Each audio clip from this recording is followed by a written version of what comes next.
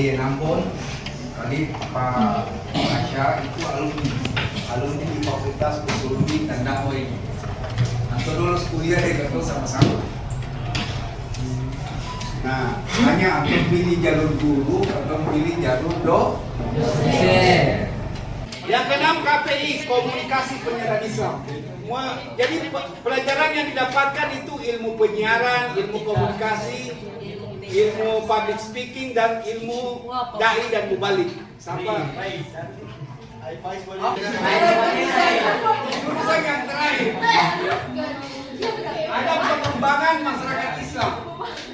Ini adik-adik yang punya hobi traveling, yang punya hobi berjalan untuk membuat istilahnya vlog perjalanan. Maksudnya ini dia punya perjalanan. Lalu yang punya hobi bikin pengembangan desa wisata desa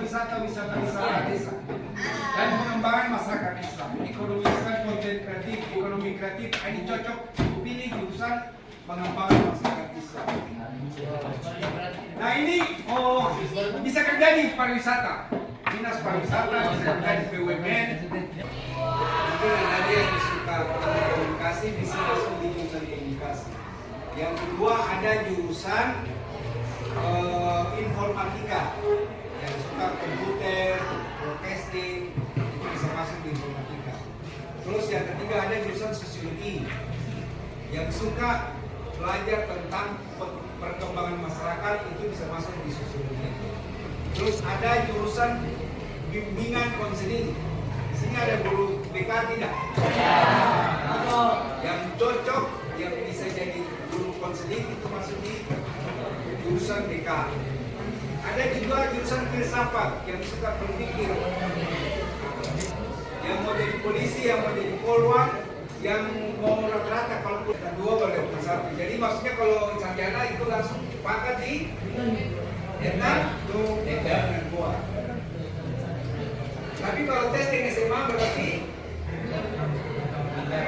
bintara saja. Nadia jadi dokter. Oke, dari semua jurusan ini, kira-kira Pak kalau ketemu masuk Usuluddin Dakwah itu cocoknya di mana? Jurusan apa? Misalnya ada mau lanjut S1, kan ada S1 sampai kalau selesai S1 ada S2, sampai selesai S2 ada S3. Dan S3 di atasnya profesor. Tapi profesor itu tidak ada sekolahnya lagi. Tapi dia hanya hasil riset. Nah, langsung saja. Ada di sini ada satu jurusan filsafat. Nah ini filsafat ini menjadi apa? Jadi pemikir hebat kayak Rocky Group. Saya pernah lihat Rocky Group. Nah, Rocky Group itu dalam berbicara tak pernah terkalahkan. Kenapa? Kemampuan filsafatnya hebat. Berarti kalau siapa yang ahli filsafat, berarti dia bisa kerja di mana saja. Perkantoran, PNS, ASN, BUMN, polisi, jaksa, menjadi apa saja kalau punya kemampuan filsafat. Rocky Group itu memberi kuliah di Hakim. Lalu kemudian bisa kerja di mana? Bisa kerja di semua instansi pemerintah maupun swasta. Nah sekarang ada jurusan komunikasi. Jadi apa? Kalau punya kemampuan itu bisa jadi pembicara yang hebat. Bisa jadi peneliti komunikasi, bisa jadi guru komunikasi, bisa menjadi dosen komunikasi, bisa menjadi marketing sosial. Kerja di berbagai macam dinas infokom, telkom, BUMN, membuka lapangan pekerjaan dan lain sebagainya.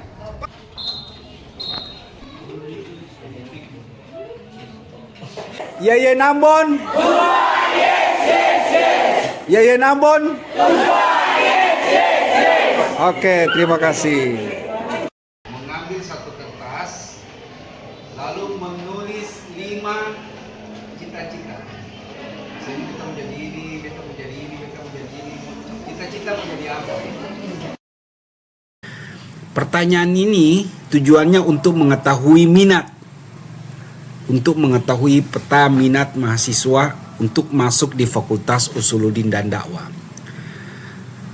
Tujuannya daripada survei kecil-kecil ini yang pertama untuk mengetahui minat siswa Yang kedua, untuk mengetahui strategi sosialisasi Fakultas Usuluddin dan Dakwah.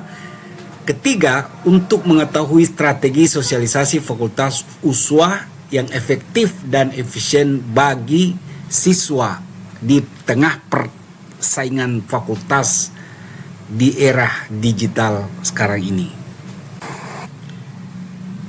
Ada dua jurusan, yaitu jurusan IPA dan jurusan IPS, yang kami lakukan survei tentang cita-cita mereka.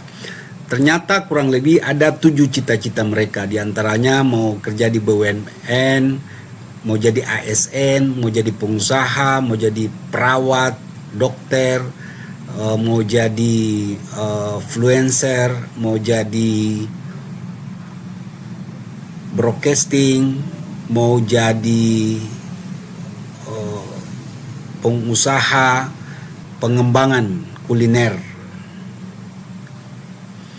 Nah, setelah itu kami tulis, masukkan dalam tabulasi data.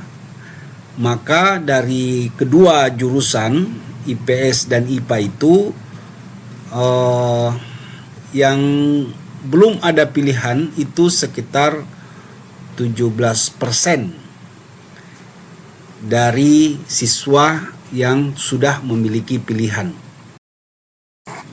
Laporan sosialisasi tahun 2024 ini bermanfaat. Pertama, menjadi data untuk merumuskan model sosialisasi Fakultas Usuluddin dan Dakwah di tengah persaingan prodi dan fakultas di era digital. Kedua, sebagai dasar untuk menyusun strategi kampanye Fakultas Usuluddin dan Dakwah untuk meningkatkan animo mahasiswa baru untuk masuk di Fakultas Usuluddin dan Dakwah. Ketiga, setiap prodi jurusan dapat mengetahui peta minat siswa di Provinsi Maluku yang akan masuk di perguruan tinggi. Prodi mendapatkan informasi peta minat siswa agar prodi atau jurusan merumuskan bentuk sosialisasi yang efektif sesuai dengan kebutuhan, bakat, minat siswa baru yang ada di SMA Provinsi Maluku.